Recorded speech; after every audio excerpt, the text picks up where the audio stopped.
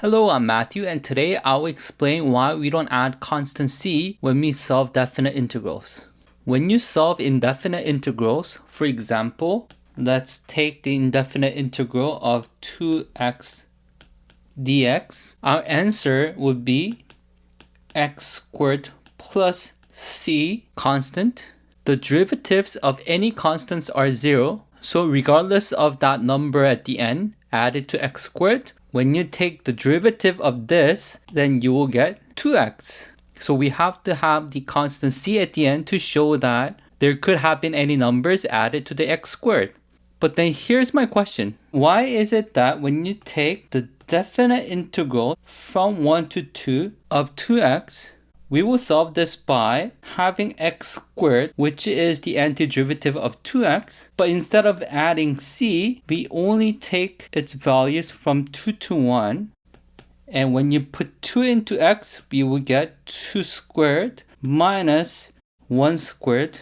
And when you solve that, we will get 4 minus 1 equals 3. But then here's my question. Why is it that we don't add constant c over here? Because if you take the antiderivative of 2x, technically we could have any constants added to x squared. So shouldn't we always include the plus c over there? My answer to that is no, because we don't have to. Take a look at this. I'm going to solve the exact same question, but instead of only having x squared, I'm going to add c, any constant, and I'm going to take values from 1 to 2. Let's see what we get. Just like before, we will substitute 2 into x, so we would have 2 squared plus c minus, we will substitute 1 into x, so we would have 1 squared plus c.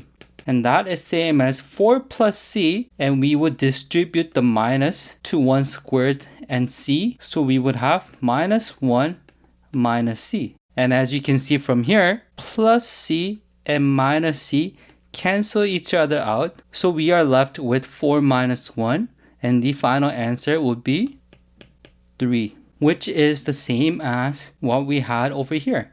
Let's recap. Why is it that we don't add c constant when we solve definite integrals? The answer is because you could technically write it if you wanted to, but when you solve, you will get to this step that the constant c's will cancel each other out, and that is exactly why we don't have to add constant c when we solve the definite integrals.